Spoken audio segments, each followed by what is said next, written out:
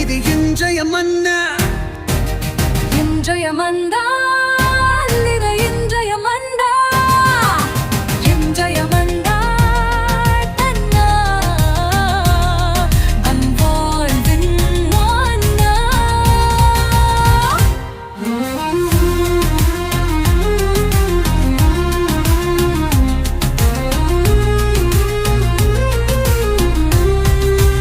இயேசுவுக்கு பிரியமான அன்பு இறை உறவுகளே, நண்பர்களே, உங்கள் ஒவ்வொருவரையுமே சிறப்பாக இந்த புதிய நாளில் சந்திப்பதில் மகிழ்ச்சி. அன்புக்குரியவர்களே, சிறப்பாக இந்த நாளிலே நம்முடைய தாயாம் திரு அவை நமக்கு கொடுக்கிற இன்றைய மன்னா லூகாஸ் நற்செய்தி பிரிவு 11 இறை வார்த்தைகள் 42 46 முடிய பகுதிகள். அன்புக்குரியவர்களே, இந்த நற்செய்தி எதை பற்றி பேசுகிறது என்றால், இயேசு கிறிஸ்து கூறிய ஒரு மிகப்பெரிய அதிர்ச்சி ஊட்டக்கூடிய ஒரு செய்தியாகவே இருக்கிறது. 3 பிரிவினர்களை 3 வித்தியாசமான கருத்துக்களை சொல்லி அவர்களை சபிக்கிறார். ஐயோ உங்களுக்கு கேடு என்று சொல்லுகிறார். முதலாவதாக பரிசேயர்களை பார்த்து, நீங்கள் புதினா கறிவேப்பிலை இவைகளை பார்த்து இதில் 10 ஒரு பங்கு எங்களுக்கு கொடுக்க வேண்டும் என்று சொல்லுகிறீர்களே, ஏழை எளிய மக்களுடைய உணர்வுகளை அவருடைய வாழ்க்கையை புரிந்து கொள்ளாமல் அவர்கள் மீது அநியாயமாக 10 ஒரு பங்கை நீங்கள் வரியாக பெறுகிறீர்களே, உங்களுக்கு ஐயோ கேடு என்று சொல்லுகிறார். இரண்டாவதாக பரிசேயரை பார்த்து, தொழுகை கூடங்களிலும் பெரிய இடங்களிலும் முதன்மையான இருக்கைகளை நீங்கள் விரும்புகிறீர்களே, ஐயோ உங்களுக்கு கேடு என்று சொல்லுகிறார். மறைநூல் அறிஞர்களையும் திருச்சட்ட வல்லுநர்களையும் பார்த்து, மக்கள் மீது தேவையில்லாத அநியாயமான சுமைகளை சுமத்துகிறீர்களே, அதில் உங்கள் விரலால் கூட தொட்டு அசைத்து கூட பார்க்க முடியாம நீங்க வாழ்ந்து கொண்டு இருக்கிறீர்களே என்று சொல்லி இயேசு கிறிஸ்து பரிசேயர்களையும் மறைநூல் அறிஞர்களையுமே சாடுவதை, அவர் ஐயோ கேடு என்று சொல்லுவதை பார்க்கிறோம். அன்புக்குரியவர்களே, இந்த பகுதியிலிருந்து இயேசு கிறிஸ்து நமக்கு என்ன செய்தியை உங்களுக்கும் எனக்கும் சொல்ல ஆசைப்படுகிறார் என்று பார்க்கிற பொழுது, நீதியும் அன்பும் தான் இறைவனுடைய இரக்கத்தை பெறுவதற்கான முழுமையான இடமாக இருக்கிறது. நீதியும் இருக்க வேண்டும், அன்பும் இருக்க வேண்டும். பிரியமானவர்களே, இன்று நீதி அன்பு இல்லாத ஒரு சூழ்நிலை நம்மில் சிலருக்கு ஒரு வழக்கமாகவே மாறிவிட்டது. ஏன் என்ன நீதி, யார் என்ன பார்க்குறாங்க, என்னத்தான் அன்பு செய்கிறது அப்படின்னு சொல்லிட்டு மற்றவர்களை புரிந்து கொள்ளாமல் அன்பு செய்யாமல் உண்மைக்காக உழைக்காமல் இருக்கிற ஒரு சமுதாயம் இன்று கொஞ்சம் கொஞ்சமாக உருவாகி கொண்டிருப்பதை நம்மால் பார்க்க முடிகிறது. அன்புக்குரியவர்களே, இந்த பகுதியிலிருந்து 2 முக்கியமான கருத்துக்களை கூட நாம் தியானிக்கலாமே. முதலாவதாக, நீதி அன்பு ஒரு மனிதனுக்கு தேவை என்பதை புரிந்து கொள்ள வேண்டும். ஒரு உண்மையான நீதி எங்கெங்க இருக்கிறது? இப்ப பாருங்க, இந்த பரிசேயர்கள் கீரையில கூட 10 ஒரு பங்கு கூட வரியா கேட்கிறாங்க இல்லையா? அப்ப எவ்வளவு ஒரு சுமையை ஏழை எளிய மக்கள் மீது திணிக்கிறார்கள். அங்க நீதி இருக்கிறதா? அவர்கள் நிலைமை புரிந்து கொள்கிறார்களா? அங்க நீதி இல்லை அப்படின்னா அன்பும் கிடையாதுங்க. அப்ப நீதி இல்லாத இடத்துல அன்பு எப்படி இருக்கும்? அப்ப அன்பு அப்படிங்கிறது ஒரு மனிதனுடைய யதார்த்த நிலையை புரிந்து கொண்டு அவனுக்கு தேவையானதை எல்லாம் செய்வது, அவர்களுக்கு தேவையானதை செய்வது. அந்த அன்பும் இரக்கமும் ஒரு நீதியும் இல்லாத ஒரு மனித வாழ்க்கையை நாம் வாழக்கூடாது. அப்படிப்பட்ட வாழ்க்கை வாழ்ந்தவர்களையே இயேசு சொல்றார், ஐயோ உங்களுக்கு கேடு, நீங்கள் அழிந்து விடுவீர்கள். ஏன்னா நீதியோடு நீங்க வாழ்வது கிடையாது, அன்புக்காக நீங்கள் வாழ்வது கிடையாது, உங்களுடைய சுயநலத்திற்காக உங்களுடைய சுய ஆதாயத்திற்காகத்தான் நீங்கள் வாழ்கிறீர்கள் என்று சுட்டி காட்டுவதாக இந்த பகுதி அமைந்திருக்கிறது. இரண்டாவதாக, இந்த மறைநூல் அறிஞர்களும் குருக்களை பார்த்து சொல்றார், நீங்க மக்கள் மீது ஏன் இந்த சட்டத்தை எல்லாம் திணிக்கிறீர்கள், சுமையை சுமத்துகிறீர்கள்?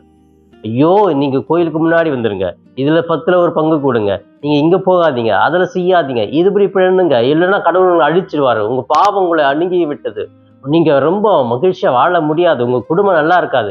இப்படி சபித்து சபித்து அவர்கள் மீது நிறைய சுமைகளை சுமத்தி கொண்டே இருக்கிற வேலை யாருக்குன்னா, கோயில்ல இருக்கிற அந்த கோயில் உள்ள அந்த குருக்கள், அந்த மறைநூல் அறிஞர்களுடைய வேலையாக இருக்கிறது. அன்புக்குரியவர்களை, நம்முடைய வாழ்க்கையில பாருங்க, இப்படி நமக்கு ஒரு பொறுப்புல வந்துட்டாக்கா நிறைய சொல்லிக்கிட்டே இருப்பாங்க. நானும் சில பங்குகள்லாம் பார்ப்பேன். ஒரு சிலர்லாம் பார்த்தாக்கா வந்துட்டாரியா வசூல் ராஜா அப்படின்னு சொல்லுவாங்க. மக்கள்கிட்ட அப்படியே கேட்டுக்கிட்டே இருப்பாங்க, இதுக்கு அமௌண்ட் கொடுங்க, இதுக்கு பணம் கொடுங்க, அதுக்கு பணம் கொடுங்க, நம்ம இது செய்யணும் அதை செய்யணும் அப்படின்னு சொல்லிட்டு ஏதாவது ஒன்று செஞ்சுக்கிட்டே இருந்து பணத்தை வாங்கிக்கிட்டே இருப்பாங்க மக்கள்கிட்ட. ஆனா மக்களுக்கு இவர் எதுவுமே செய்ய மாட்டார். இப்படித்தான் எல்லாமே, இந்த வரி கொடுங்க, அந்த வரி கொடுங்க, இதுல பணத்தை கொடுங்க, உண்டியல்ல போடுங்க, காணிக்க கொடுங்க, இந்த கலெக்ஷனுக்கு நம்ம பணம் நிறைய எடுக்கணும் அப்படின்னு சொல்லிட்டு மக்கள் மீது இப்படிப்பட்ட சுமையை சுமத்தி கொண்டிருப்பவர்கள் நிறைய பேர் இருக்கிறாங்க. கடவுள் பெயரை சொல்லி அவங்களை பயமுறுத்தி பணத்தை மட்டும் கிடையாது, அவர்களுடைய உழைப்பையும் பெற்று கொள்ள ஒரு சிலரெல்லாம் தயாராகவே இருக்கிறார்கள். இப்படிப்பட்ட மனிதர்களை பார்த்து ஐயோ கேடு உங்களுக்கு அப்படின்னு சொல்லுகிறார். அன்புக்குரியவர்களே, மக்கள் மீது சுமைகளை சுமத்தாமல் அவர்களுடைய சுமைகளை நான் சுமந்து கடவுளோடு இணைந்து பயணிக்க முடியுமா என்று சிந்தித்து செயல்பட வேண்டும்.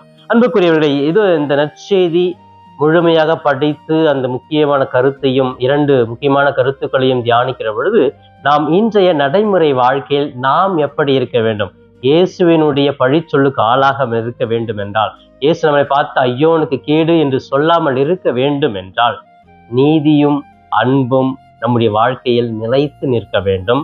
அதோடு சடங்குகள் சம்பிரதாயங்களுக்கு முக்கியத்துவம் கொடுப்பதை விட மனித இயல்புக்கும் மனித மாண்புக்கும் முக்கியத்துவம் கொடுத்து மனிதரை மனிதராக நாம் வழி நடத்த, அவர்கள் நிலையிலிருந்து நாம் அவர்களை கடவுளிடம் அழைத்து செல்ல நம்முடைய பணி நிரந்தர ஒரு பணியாக இருக்க வேண்டும் என்ற ஒவ்வொரு நாளும் இந்த நல்ல செயல்களை செய்து வாழ வேண்டும் என்றே முயற்சிப்போம்.